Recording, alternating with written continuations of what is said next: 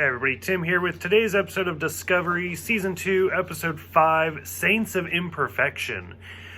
This was rough. This one was... So, I obviously love sci-fi, I love Star Trek and Star Wars and Firefly and pretty much anything you can think of. But, this one was too much for me as far as, the sci-fi aspect.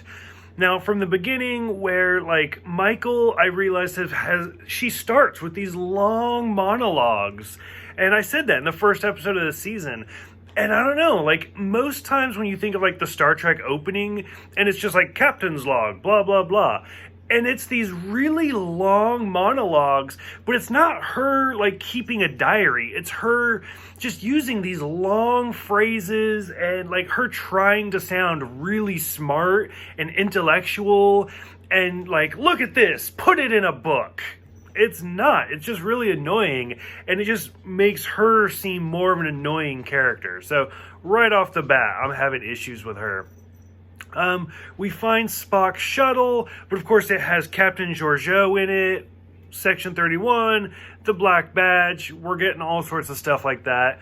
The whole scene where, first of all, Michael's what are you doing here? And Georgiou's you brought me here. this is your fault. And it's well, yeah, you're right. And it was a stupid decision, which I said when that episode came out. And her whole line of, go back to your snake pit. And she's just really? That's the best thing you can come up with. How much are these writers getting paid to have her just hiss at Michael? Whatever. We find out that May took Tilly to the network, and they go through all sorts of, different ways to figure that out. Stamets and Tyler, when they have their, this is, I think, their second interaction together, again, it's pretty intense. The Discovery, jumping halfway, where, it's, halfway in the network and halfway out.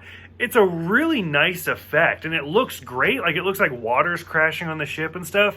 But still, it's it's just really weird. And then just May's whole story, there's a monster and it's trying to kill us. And then you find out that the monster is actually Hugh.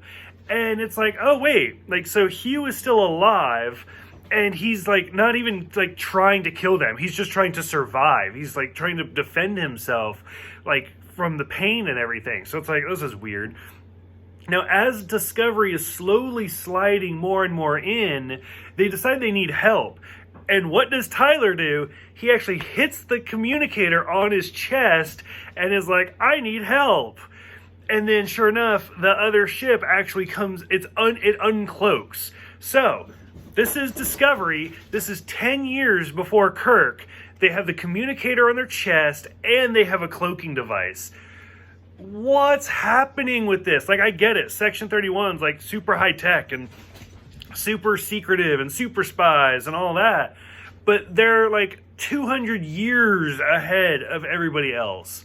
So it's just really weird. And even when he hits his chest, Pike's what kind of communicator is that?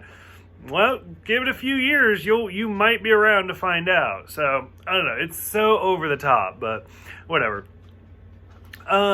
When after Leland uncloaks the ship, uses the tractor beam to try to get him out, and then, so they all run back to the ship, and Hugh tries to leave, and they're oh, he's just energy. So... then there's a lot of flashbacks. It's so overly complicated. I get it, but it's just why? Why? So Stamets was doing his back and forth thing. Hugh died, and then Hugh's energy, went through Stamets and is now living in the network. So it's basically just, Culber's, ghost. It's his soul is there. And so he can't cross back because there's no physical body for him to return to. So he's trapped there. And they can't teleport him because there's no body. But wait, we can just use DNA. Okay, well, Culber's back. And so, it's so, I was pissed when they killed him. I didn't think it was right. It's the first gay couple, and you instantly killed one of them. So it was not working for me. And then it's there was a huge outcry, and they're well, shit, how do we do it? I don't know, just have his ghost teleport through a cocoon. Okay. No. Why? I don't like it. So the whole story is just, it's too much for me. I'm not digging it. I don't like Section 31. I don't like their technology. I'm glad Culber's back because I like his character, but I don't like how they did it. I think they could have picked a much better way. But I think this is the end of the whole Tilly storyline with May, so I'm glad that's already over. So for those who have seen it, what did you guys think? Let me know, and I will see you guys next time for The Sound of Thunder.